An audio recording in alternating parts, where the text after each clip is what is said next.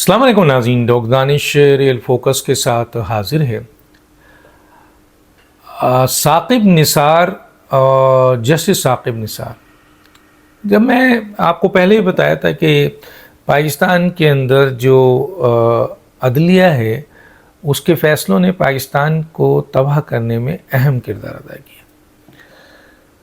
اور یہ وہ لوگ ہوتے ہیں جو بیسیکلی اب بعض اوقات ان کے فیصلے پاپولر ہوتے ہیں، سیاسی ہوتے ہیں، بعض اوقات یہ نااہلیت کی بنیاد پر فیصلے دیتے ہیں۔ ان کے فیصلے سے ظاہر ہوتا ہے کہ ان کو آئین اور قانون کا نہیں پتہ، اور اس کی مثال یہ ہے کہ پاکستان کا جو اپوائنٹمنٹ کا طریقہ کار ہے ججز کا، اس میں یہ بینکنگ کورٹ کے آپ کے وکیل، کرمنل کیس کے وکیل، سول میٹر کے وکیل، میرجز کرانے والے، جو بھی وکیلوں کے قسم ہیں مختلف، وہ اپنا ایکسپیرینس شو کرتی ہے کہ جی ہم اتنے عرصے تک جو ہے وہ آپ کے ہم نے کام کیا ہے، اور وہ پھر ہائی کورٹ کے جج بن جاتے ہیں۔ اسی طریقے سے پولیٹیکل اپوائنٹمنٹس بہت ہوتی ہے، جو آپ کے سیاسی لوگ ہوتے ہیں وہ کیونکہ ان کے اختیار میں ہوتا ہے، ان کی ریکمنڈیشن ہوتی ہے اور یہ لوگ جج بن جاتے ہیں، ان کے اپنے وکیل ہوتے ہیں، بیسیکلی ان کے وکیل ہوتے ہیں۔ بہت سے ججز تو ایسے ہیں جن کا آپ پولیٹیکل بیک گراؤنڈس نکالیں تو وہ پیپلز پارٹی کے ہیں، تو پی ایم ایل این کے ہیں۔ تو یہ جب ہائر یعنی اعلیٰ عدالتوں میں جاتے ہیں تو ان کو فوری طور پر کانسٹیٹیوشن جیسے اہم ترین ایشوز کے اوپر اور بڑے کمپلیکیٹڈ ایشوز کے اوپر فیصلے دینے ہوتے ہیں۔ چنانچہ بہت سارے فیصلے ایسے ہوتے ہیں جو جس کو دیکھ کر لگتا ہے کہ جی ججز کو نہیں پتہ، انہوں نے فیصلے دے دیا۔ 1956 سے لے کے چلیں۔ دوسرا جو امپورٹنٹ ہے وہ یہ ہے کہ جی پاپولر فیصلے دیتے ہیں، کیونکہ وہ سیاسی اپنی انہوں نے وہ بنائی ہوئی ہوتی ہے ایک ساخت کہ اس پارٹی کو سپورٹ کرتے ہیں، اس پارٹی کو سپورٹ کرتے ہیں۔ کئی ایسے فیصلے ہیں جو پاپولر سیاسی فیصلے ہیں جس نے ملک و قوم کو بہت نقصان پہنچایا، ان کانسٹیٹیوشن ان لافل فیصلے ہیں جس نے ملک کی تباہی مچا دی، اور کچھ فیصلے ہی اپنے پرسنل فائدے کے لیے بھی کرتے ہیں، ایسے فیصلے دیتے ہیں جو ان کے مفادات کا سپورٹ ہوتا ہے۔ اور ایک لمبی اس کے اوپر میں آپ کو فیصلوں کی ججمنٹ کے ساتھ آپ کو ثبوت دے سکتا ہوں۔ اور دیکھیں سب سے بڑی بات یہ ہے کہ ان کو خود یہ کہ اپنی سپریم کورٹ کے ججز ان فیصلوں کو کہتے ہیں کہ یہ ماورائے آئین فیصلے، کبھی اقلیتی ججز کہہ دیتے ہیں اس قسم کے پاپولر فیصلے کو کہ یہ ان کانسٹیٹیوشن ان لافل فیصلے ہیں، لیکن وہ اقلیتی فیصلے ہیں، اس کی اتنی امپورٹنس نہیں ہوتی ہے، دے دیتے ہیں۔ کبھی اکثریت، پچھلی اکثریت کو کہ جناب یہ جو فیصلہ دیا گیا تھا سپریم کورٹ میں 5 ججز نے، 6 ججز نے، 7 ججز نے، وہ غلط فیصلے تھے، خود سپریم کورٹ مانتی ہے۔ لیکن ایک اور چیز ہے کہ ان کا کوئی احتساب نہیں ہوتا ہے۔ میں بار بار یہ سوال کرتا ہوں کہ بھائی ہر ادارے کا احتساب ہوتا ہے، ایون کہ ایک مقدس ادارہ جس کے اوپر بڑا الزام تھا فوج کہ یہ ان کو کوئی چھو نہیں سکتا ہے، ان کا بھی احتساب ہوتا ہے، اور بڑے بڑے اہم ترین ان لوگوں کو کورٹ مارشل کیا جاتا ہے، brigadier, colonel, even major general, اور اب ایڈمرل، اور اب تو ڈی جی آئی کو بھی، جو بہت پاورفل ہوتا ہے، سیکنڈ کمانڈ یعنی سیکنڈ طاقت ہوتی ہے اس کی آرمی چیف کے پاس بظاہر، تو اس کا بھی احتساب ہو رہا ہے، کورٹ مارشل ہو رہا ہے، لیکن بردر ججز کا نہیں ہوتا۔ تو ججز کے فیصلے پاکستان کی تباہی میں اہم کردار ادا کیا۔ اب جسٹس افتخار نے سٹارٹ کیا سو موٹو کا، اور انتظامیہ کے اندر گھس گئے اور اپنے 172 اختیارات سے تجاوز کیا، اور اپنے آئینی حدود سے تجاوز کر کے ایگزیکٹو کے معاملات کو ڈیل کرنا شروع کیا۔ وہی ثاقب نثار نے کیا۔ ثاقب نثار کے اوپر سنگین الزام ہے، ان کا آڈیو بھی پکڑی گئی ہے، ان کے بارے میں اسٹیٹمنٹس ہے، وہ کہتے ہیں کہ یہ شخص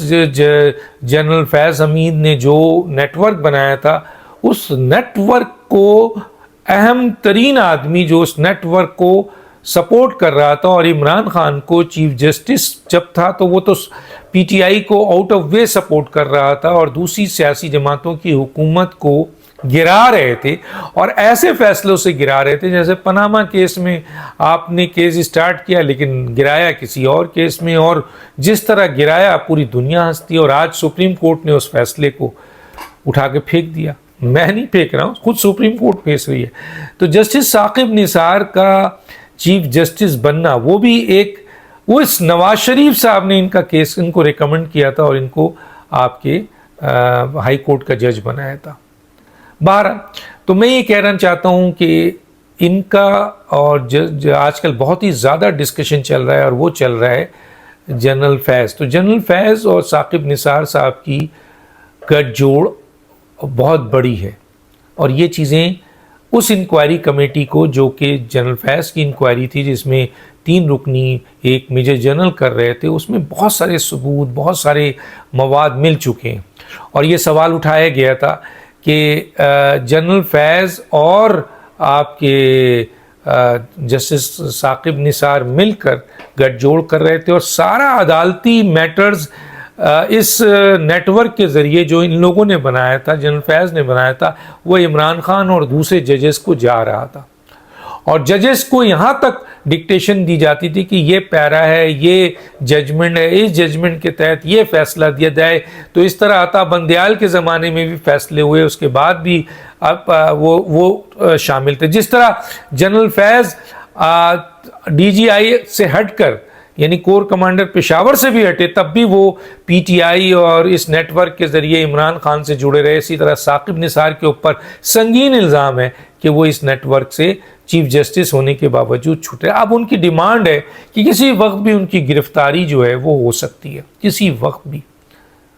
سوال یہ پیدا ہوتا ہے کہ بردر ججز اگر کرپشن کریں اور ان کے اوپر مس کنڈکٹ ہو، اور اگر کیس چلا بھی جائے سپریم جوڈیشل کونسل میں، تو وہ ریزائن کرتے ہیں اور پھر ان کو چھوڑ دیا جاتا ہے. جیسے کہ آپ نے دیکھا ابھی لاسٹ 2 ججز سپریم کورٹ کے جو چیف جسٹس بننے والے تھے، ان میں سے ایک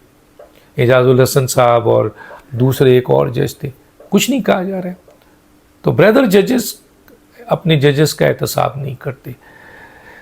تو کیا یہ جو سابق چیف جسٹس ثاقب نثار کی آڈیوز اور یہ ساری چیزیں اور یہ جو مواد، اور خود انہوں نے ایکسیپٹ کیا ہے کہ میرا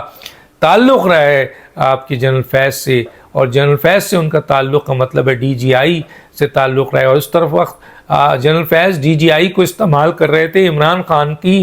کے لیے، اور عمران خان وزارت عظمیٰ کو استعمال کر رہے تھے ڈی جی آئی کے لیے، اور ان دونوں کے درمیان پلر تھے ثاقب نثار. تو سننے میں یہ آ رہا ہے، اب دیکھتے ہیں آگے کیا ہوتا ہے. سننے میں یہ آ رہا ہے کہ چند اہم ججز کی گرفتاری ہے، ان میں ثاقب نثار صاحب کا بھی نام ہے. اب کب تک یہ گرفتاری ہوتی ہے؟ آیا بیچ میں ان کو فری کر دیا جاتا ہے، یا پھر ظاہر ہے گرفتاری ہوگی تو فوراً جو ان کے ایک لمبی انہوں نے جو اپنا بیٹھک بیٹھایا ہوا ہے عدالتوں میں، وہ فوراً ایکٹیو ہو جائے گا. آپ دیکھ لیں جسٹس طارق جہانگیری کے اوپر ایکشن ہوا تو فوراً فیصلہ آ گیا ایک کہ جناب روک دیا جائے سارا کچھ، اور ان سے نہیں پوچھا گیا. دیکھیں ان کی ٹرمینیشن کے وقت، جو جہاں تک میں اپنی ناقص رائے رکھتا ہوں کہ پاکستان میں کوئی بھی ادارہ فیک دستاویزات کے لیے کسی کو بلاتا نہیں ہے، بلکہ وہ چیک کرتا ہے کہ یہ دستاویزات ان کے ریکارڈز میں ہے تو وہ اس کو کہہ دیتے ہیں صحیح ہے، اور اگر ریکارڈز میں نہیں ہے تو وہ نوٹیفائی کر دیتے ہیں کہ یہ فیک ہے. اب اس کے اوپر جب عدالت یا جوڈیشل کونسل ان کو نکالے گا تو وہاں ان کی رائے کی ضرورت ہے. لیکن سندھ ہائی کورٹ نے فیصلہ دے دیا کہ جناب آپ نے ان کو سنا نہیں ہے. کراچی یونیورسٹی والے کیوں سنیں گے؟ یہ تو جب جائے گا فیک ڈاکومنٹس آپ کے اسلام آباد ہائی کورٹ تو وہ سنیں گے، یا چیف جسٹس پاکستان سنیں گے. لیکن آ گئے وہاں پہ، اور یہ میرا خیال ہے سروس رولز کے خلاف ورزی ہے کہ جب کسی کو ٹرمینیٹ کیا جاتا ہے دستاویزات کی آپ کے چیکنگ میں کسی کو نہیں بلایا جاتا. باہر ہائی کورٹ کا فیصلہ ہے اور آپ کو پتہ ہے کہ ہائی کورٹ نے فیصلہ دیا ہے. تو اب یہاں پر ایک اور بات جو میں بتانا چاہتا ہوں، جو کہا جا رہا ہے کہ عمران خان صاحب کو اگلی دفعہ وزیر اعظم اور پھر صدر بننے کے لیے جو 2 شخصیات نے بہت زیادہ ان کو مثلا بوسٹ اپ کیا اور ان کو یقین دلایا، ان میں کہا جاتا ہے ایک جنرل فیض کا نام ہے اور ایک ثاقب نثار کا ہے۔ تو گویا آج عمران خان کی تباہی کے ذمہ دار میجر دو شخصیات ہیں، ایک جنرل فیض اور ایک ثاقب نثار۔ اب دیکھنا یہ ہے کہ کل D G I S P R نے ایک اسٹیٹمنٹ دیا ہے کہ کوئی بھی شخص جنرل فیض کے ساتھ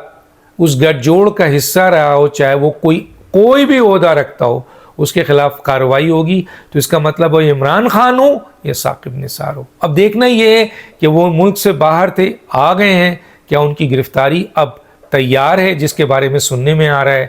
تو کیا ان کو انویسٹیگیشن کے دائرے میں لایا جائے گا؟ اس کا ہمیں انتظار ہے، انتظار کرتے ہیں۔ ڈاکٹر دانش کو یاد دیجیے، اللہ حافظ۔